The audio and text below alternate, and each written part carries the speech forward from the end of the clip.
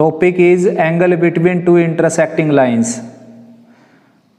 How to find angle between two lines whose slopes are given. These are x-axis and y-axis, and we have a line which makes an angle alpha with positive direction of x-axis, and another line which makes beta angle with same direction with x-axis, and angle between these two lines is theta. तो angle between two lines find out करना बेटा हमने, तो first of all मैं जो है इस line को L1 लेट कर लेता हूँ, इसको L2 लेट कर लेता हूँ, एंड स्लोप ऑफ L1 जो है उसको लेट कर लेता हूँ M1, और वो क्या हो गया मेरे पास टेंजेंट अल्फा। ठीक ऐसे ही स्लोप ऑफ L2 मैं लेट कर लेता हूँ M2, और वो क्या हो जाएगा टेंजेंट बीटा। अब देखो बेटा जो बीटा है एंगल वो इक्वल हो जाएगा अल्फा प्लस बीटा के थीटा के। Very good. रीजन क्या है कि exterior angle of a triangle is equal to the sum of two interior angle. ठीक है ना, किसी ट्रायंगल का एक्सटीरियर एंगल उसके अपोजिट टू इंटीरियर एंगल के सम के इक्वल होता है। तो यहाँ से थीटा की वैल्यू अगर मैं निकालूं तो निकल गई बीटा माइनस अल्फा, और taking tangent on both side, tangent theta is equal to tangent beta minus alpha. Now formulate this as tangent A minus B which is equal to tangent beta minus tangent alpha divided by 1 plus tangent alpha and beta into tangent alpha। ठीक है ना। अब जो है बेटा किन्हीं दो line के बीच का अगर हम एंगल निकालते हैं तो वो दोनों एंगल जो है ना कॉम्प्लीमेंट्री होते हैं। जैसे कि मान लीजिए ये एंगल अगर 30 डिग्री का है तो ये क्या हो जाएगा 150 डिग्री का। तो एंगल जो हम यहाँ पर कंसीडर करेंगे वो एक्यूट एंगल कंसीडर करेंगे। देयरफॉर मैं इसको मॉडुलस के साइन में ले लेता हूँ, मॉडुलस के साइन में, ताकि इसकी वैल्यू क्या रहे नॉन नेगेटिव रहे। तो tangent theta is equal to tangent beta के प्लेस पर मैं रख सकता हूँ M2 M1 divided by 1 plus M2 M1 within mod. अब आप चाहें तो इसमें से माइनस बाहर लेकर इसको लिख सकते हैं M1 minus M2 divided by 1 plus M1 M2 within mod. तो ये आ गया बेटा formula angle between two intersecting lines के लिए। अब इस फार्मूले में जो है यहाँ पर आपके पास वेरिएबल हैं M1 M2 और थीटा। तो ये कोई कंपलसरी नहीं है कि भाई M1 M2 मिलेगा आपको और थीटा रिक्वायर्ड होगा। थीटा भी मिल सकता है, M1 मिल सकता है, M2 रिक्वायर्ड हो सकता है, या M2 थीटा मिल सकता है, M1 रिक्वायर्ड हो सकता है, या M1 M2 मिल सकता है, थीटा रिक्वायर्ड हो सकता है। ठीक है ना। तो किन्हीं दो लाइंस के इंटरसेक्टिंग लाइन के बीच में जो एंगल बनेंगे वो बनेंगे 30 और मतलब एक एक्यूट और एक एब्ट्यूज, दोनों कॉम्प्लीमेंट्री होंगे, यानी कि दोनों का सम क्या होगा 180 डिग्री। और यहाँ पर जो ये फार्मूला हमने लिखा है ये एक्यूट एंगल के लिए लिखा है, और एक्यूट एंगल होता है फर्स्ट क्वाड्रेंट में जहाँ पर टेंजेंट की वैल्यू क्या होती है पॉजिटिव, इसलिए मैंने इसको मॉडुलस में बंद कर दिया। ठीक है ना। अब आगे बढ़ते हैं। अगर दो लाइन पैरेलल होंगी तो उनके स्लोप में क्या रिलेशनशिप होगी, देखो इक्वल हो जाएंगे। हाँ, स्लोप क्या हो जाएंगे इक्वल। जैसे कि L1 लाइन और L2 लाइन अगर पैरेलल हैं तो जो मैंने अभी फार्मूला ड्राइव किया टेंजेंट थीटा का, थीटा के प्लेस पर क्या आ जाएगा 0, क्योंकि उनके बीच में जो एंगल है वो क्या है 0 डिग्री। तो ये M1 minus M2 divided by 1 plus M1 M2 with in modulus. तो क्रॉस टेंजेंट 0 की वैल्यू होती है 0, क्रॉस मल्टीप्लाई करें तो M1 माइनस M2 का मॉडुलस क्या आ गया 0, और M1 माइनस M2 भी किसके इक्वल आ गया 0 के equal, and M1 is equal to M2। If two lines are parallel then their slopes are equal. Similarly when two lines are perpendicular to each other then angle between them is 90 degree. उनके बीच का angle क्या होता है 90 degree. तो उनके slope में क्या रिलेशनशिप हो गई,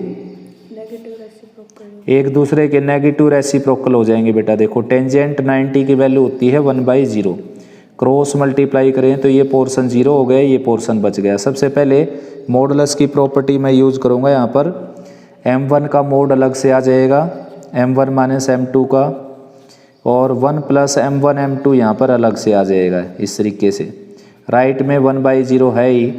अब क्रॉस मल्टीप्लाई करेंगे, ये पोर्शन 0 हो जाएगा, ये पोर्शन बच जाएगा 1 प्लस m1 m2 का मॉडुलस राइट साइड 0, ठीक है ना। और 1 प्लस m1 m2 क्या हो जाएगा, 0 के इक्वल। तो 0 के इक्वल होगा तो m1 इंटू m2 क्या हो जाएगा, -1, यानी कि दोनों के स्लोप की मल्टीप्लाई क्या हो जाएगी, -1। और in other words we can say that m1 is equal to -1/m2 and m2 is equal to -1/m1। Therefore slope of both lines are negative reciprocal to each other. तो ये condition थी जब कोई दो लाइन अगर perpendicular होंगी तो उनके स्लोप में क्या रिलेशनशिप होगी, कोई दो लाइन अगर पैरेलल होंगी तो उनके स्लोप में क्या रिलेशनशिप होगी।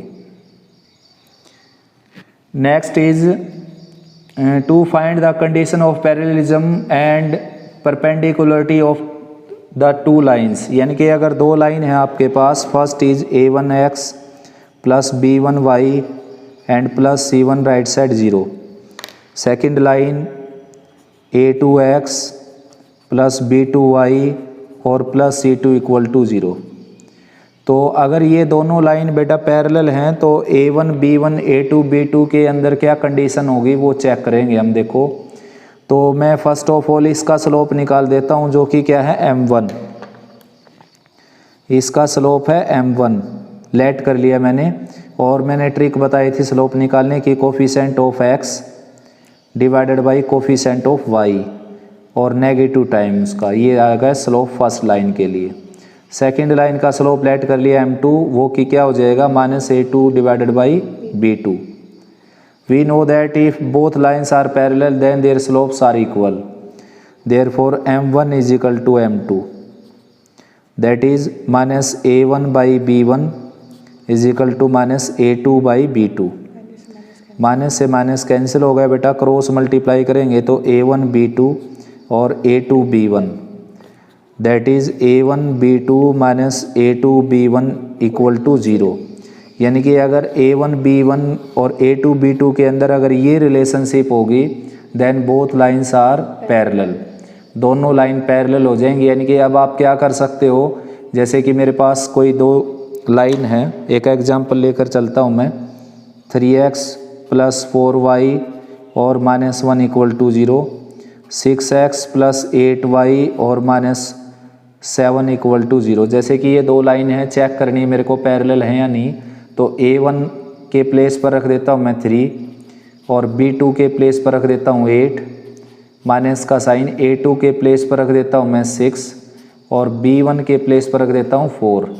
तो देखिए बेटा ये क्या हो गया, 0 के equal, therefore both lines are parallel line. ये कंडीशन बन गई दो पैरेलल लाइन के बीच में। ठीक ऐसे ही यही दो लाइन अगर आपके पास हैं जो कि परपेंडिकुलर फॉर्म में है, a1x b1y और plus c1 equal to 0 and second line is a2x plus b2y plus c2 equal to 0।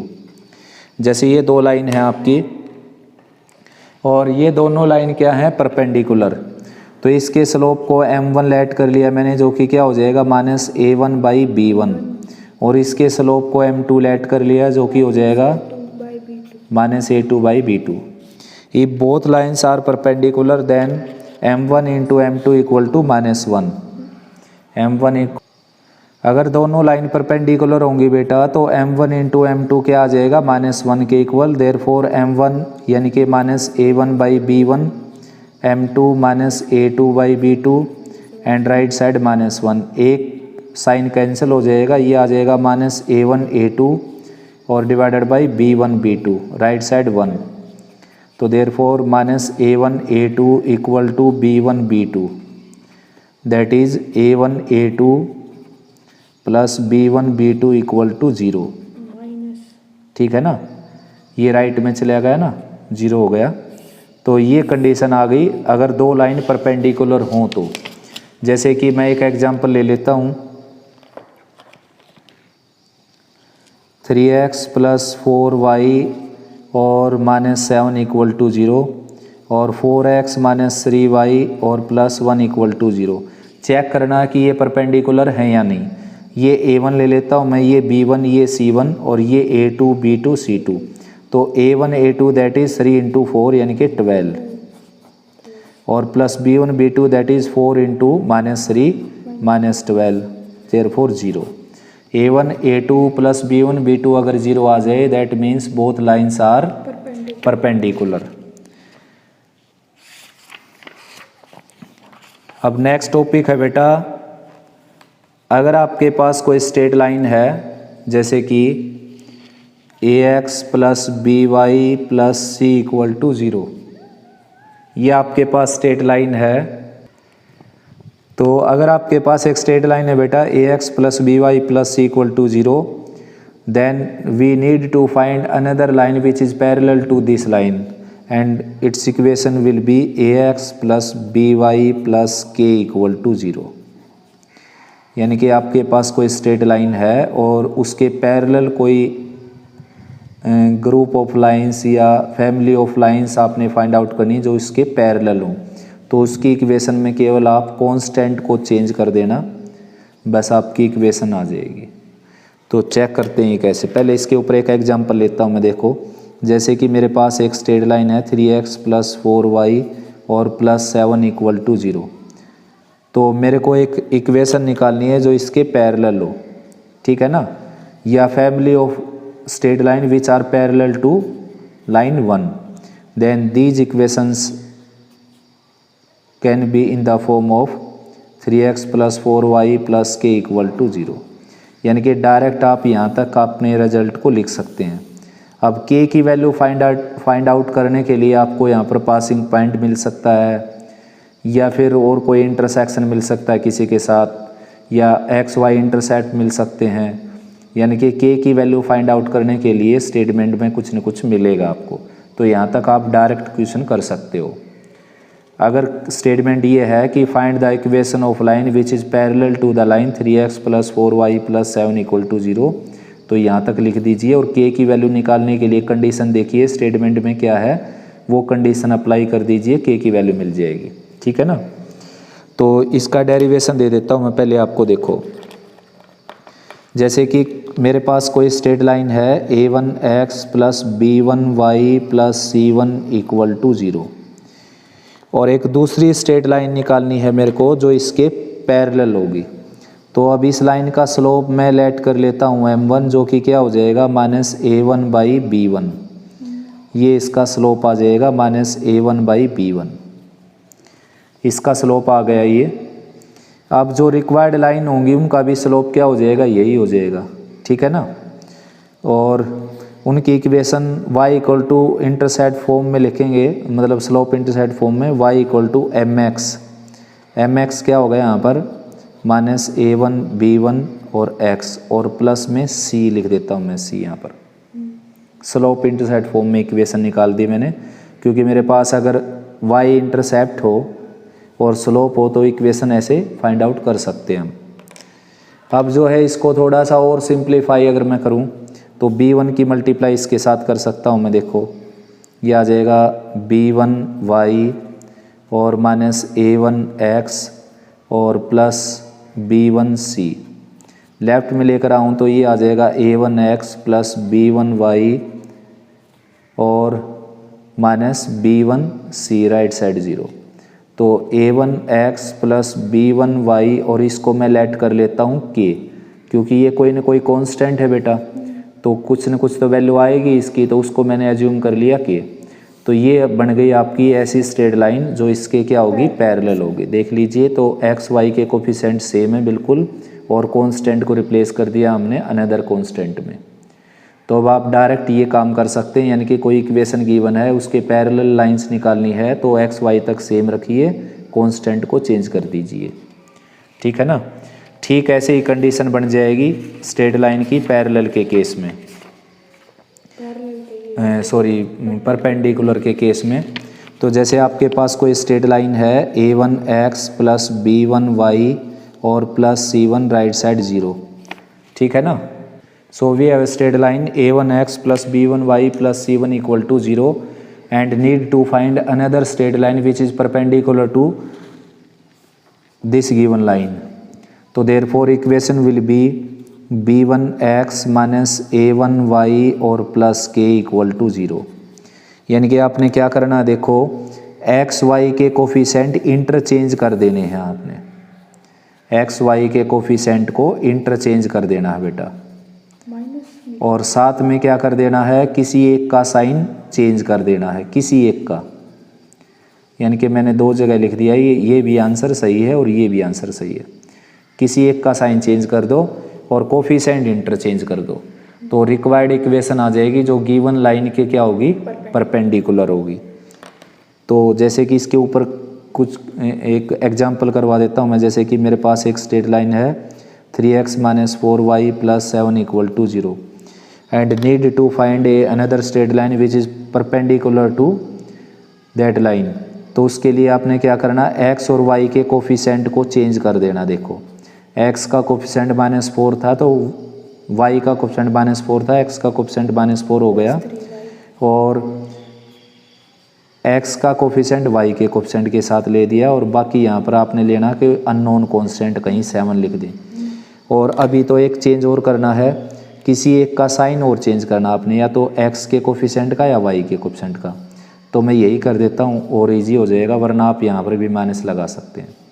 तो ये रिक्वायर्ड इक्वेशन होगी जो गिवन लाइन के क्या होगी, परपेंडिकुलर होगी। अब इसका डेरिवेशन दे देता हूँ। देखो जैसे कि मेरे पास कोई स्ट्रेट लाइन है a1x plus b1y plus c1 equal to 0, ये मेरे पास कोई स्ट्रेट लाइन है। तो एक ऐसी स्ट्रेट लाइन की इक्वेशन चाहता हूँ बेटा मैं जो इसके परपेंडिकुलर हो। तो उसके लिए क्या करूँगा, सबसे पहले मैं इसका स्लोप निकाल लेता हूँ। क्या हो गया, माइनस a1 बाई b1, ये हो गया इसका स्लोप, ठीक है ना। अब जो इक्वेशन हम लिखेंगे वो ऐसी लिखेंगे जिसका स्लोप इसका नेगेटिव रेसिप्रोकल हो। Therefore slope of line which is perpendicular to given line, given line के जो परपेंडिकुलर हो, क्या हो जाएगा, b1 बाई a1, यानी कि नेगेटिव भी और रेसिप्रोकल भी। Now equation of straight line is y equal to m x plus c की फॉर्म में अगर मैं लिखूँ इसको, तो y is equal to slope क्या आ गया मेरा, b1 बाई a1 x और प्लस c, क्रॉस इसको a1 से मल्टीप्लाई करूँ तो ये आ जाएगा a1y equal to b1 x और प्लस a1 c। लेफ्ट में लेकर आ जाऊँ अगर इसको मैं, तो ये आ जाएगा माइनस b1 x और प्लस a1y और माइनस a1c इक्वल टू 0।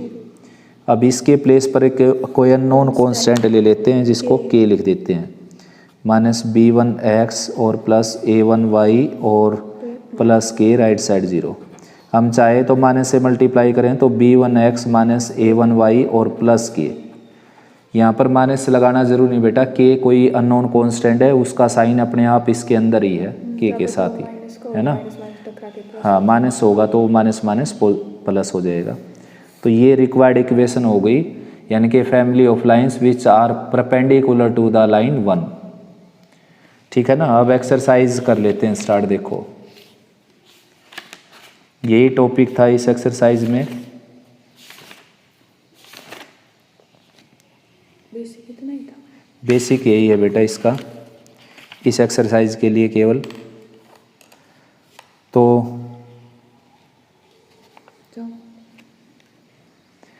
तो बेटा फर्स्ट क्वेश्चन है, find angle between the following lines whose equations are.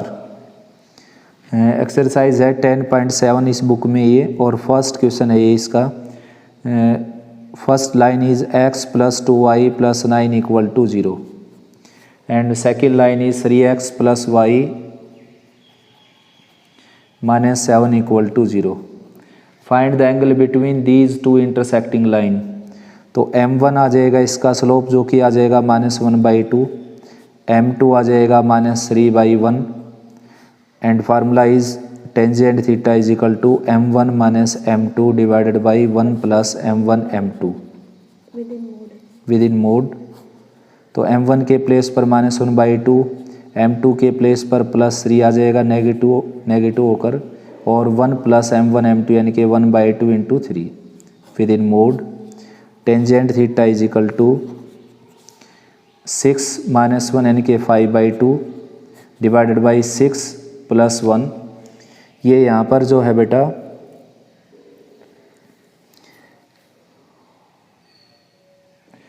तो भाई बच्चों इसको कैलकुलेट करेंगे तो ये आ गया आपका यहाँ पर 5/2 और लोअर पार्ट में भी क्या आ गया 1 प्लस 3/2 यानी कि 5/2। आपने 6 समझ लिया। हाँ मैं ये समझ गया कि ये 6 है। देखो तो 3/2 प्लस 1 तो 5/2 से 5/2 कैंसिल हो गया 1 और 1 के प्लेस पर रख सकते हो आप 10π/4 45 डिग्री। थीटा की वैल्यू आ जाएगी 45 डिग्री। ठीक है ना। तो सेकंड सम है बेटा find equation of straight line passing through 4 5 and making an angle 45 degree with the line 2x - y + 7 = 0। This is given line 2x - y + 7 = 0 and required line passing through the point 4 5 and making an angle 45 degree with given line। तो अब आपने क्या करना है कि required जो line है उसके स्लोप की ज़रूरत है आपको और उसकी इक्वेशन आ जाएगी y - y1 m × x - x1 के फार्मूले से। तो y1 के प्लेस पर आ जाएगा 5 m एज इट इज़ और x1 के प्लेस पर आ जाएगा 4। तो केवल आपने वैल्यू निकालनी बेटा m की और m की वैल्यू बहुत सारे बच्चे निकालेंगे 10 45 यानी कि 1, जबकि ये x एक्सिस पे थोड़ा ना। हाँ ये वैल्यू तब निकलती है ऐसे जब ये एंगल x एक्सिस पर बनाती है अपनी लाइन, ये बनाती है दूसरी लाइन के साथ। तो अब इस लाइन का स्लोप है 2, जो सेकंड लाइन है मतलब गिवन लाइन है उसका स्लोप है 2। अपनी लाइन का स्लोप m लेट कर लेता हूँ मैं और टेंजेंट थीटा का फार्मूला लगा देता हूँ m1 - m2 divided by 1 plus m1 m2 within mode 10 45 होता है 1 m - 2 divided by 1 plus 2m। Modeless अगर मैं यहाँ पर सोल्व करूँ प्लस माइनस का साइन लगेगा। अब क्रॉस मल्टीप्लाई कर देता हूँ taking positive sign 1 plus 2m आ जाएगा बेटा m - 2 के इक्वल और m की वैल्यू आ जाएगी यहाँ से -3। Similarly again taking negative sign